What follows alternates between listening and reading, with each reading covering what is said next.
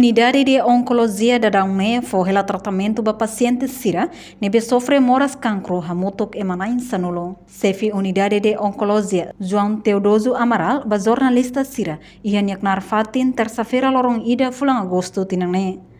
João Hateteng, Unidade de Oncologia, ia objetivo principal, mak atu fornece tratamento para paciente nebe sofre moras cancro. Oncologia. Unidade FONEBEC hari ia Hospital Nasional de Valadares. Unidade Oncologia, hanesan unidade da NEBEC hari ho ini objetivo principal mak poinsa bele fornece tratamento vivi by paciente NEBEC ho moras campo ho sofre moras campo. Di unidade NEBEC hari ia Mai bulan kira-kira bulan 22 dan ini objektif maksudnya hadiah selain establecer fati infraestructura unidadimos antes de establecer fati lorimos equipa para o treinamento iha di Jakarta equipa NEBEC composto de farmacista na Intolo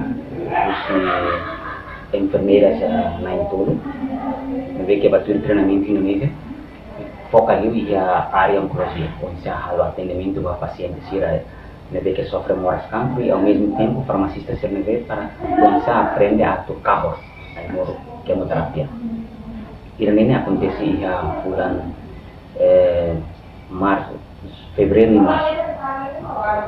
E agora da unidade funcionamento unidade depois de inaugurar ou estabelecer FATI agora da ami kalau atendimento NEBEC agora da now ami muda ami ini OPD NEBEC durante ini ami join OPD OPD itu depois de estabelecer FATI ini ami muda falar ami OPD mai ini NEBEC atende pacientes sira com problema tumor ou banyak campo. Portanto, Unidade de Oncologia hari ia fulang mayo tinangne hanesang unidade fong ia HNZB no antes ne sirane equipa batuir treinamento ia Jakarta nebe composto usi farmacista na Intolo no enfermeira na Intolo. Ia treinamento ne focaliuba área oncologia niang o ensahalo atendimento ba pacientes sira nebe sofre moras cancro enquanto ba farmacista sira o ensamak sira hatene kahur ai moro ba quimioterapia. Reportagem Celestina Falo, Televisão Timor Post. Janela informação ba Emma Roto. Atu hatene informação atual diagliu kita halua.